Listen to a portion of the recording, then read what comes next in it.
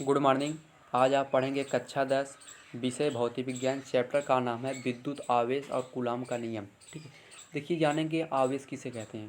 ध्यान दीजिएगा, किसी पदार्थ का वह गुण जिसके कारण उसमें विद्युत तथा चुंबकीय प्रभाव उत्पन्न होता है उसी को हम आवेश कहते हैं। आवेश को क्यू से प्रदर्शित करते हैं। आवेश एक प्रकार का अदिश राशि होता है। क्यू बराबर क्या होता है, एन ई। ठीक है, एक इलेक्ट्रॉन बराबर कितना आवेश होता है, एक इलेक्ट्रॉन बराबर 1.6 × 10⁻19 कूलाम होता है। आवेश दो प्रकार का, धन आवेश और ऋण आवेश। किसी वस्तु द्वारा इलेक्ट्रॉन को त्यागने पर जो आवेश उत्पन्न होता है उसे धन आवेश कहते हैं। इलेक्ट्रॉन को ग्रहण करने पर जो आवेश उत्पन्न होता है उसको हम क्या कहते हैं, ऋण आवेश कहते हैं। ठीक, देखिए उसके बाद आप पढ़ेंगे आवेशन की विधियाँ। आवेशन की 3 विधियाँ होती है। पहला विधि कौन सा है, घर्षण विधि।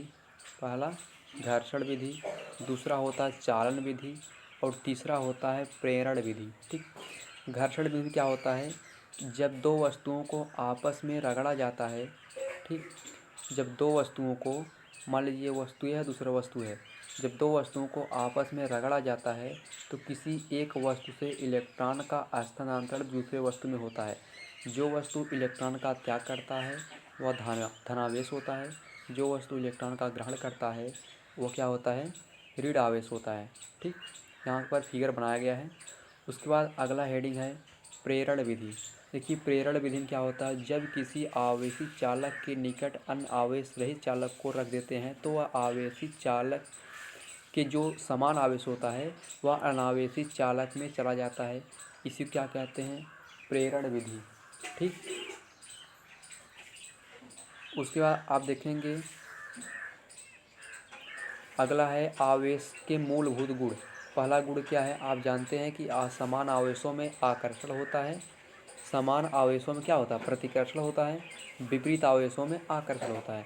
आवेश का संरक्षण, आवेश का संरक्षण यही कहता है कि आवेश को न तो उत्पन्न किया जा सकता है न ही नष्ट किया जा सकता है, बल्कि एक वस्तु से दूसरे वस्तु में स्थानांतरित किया जा सकता है। उसके बाद ध्यान दीजिएगा, विद्युत आवेश की योज्यता।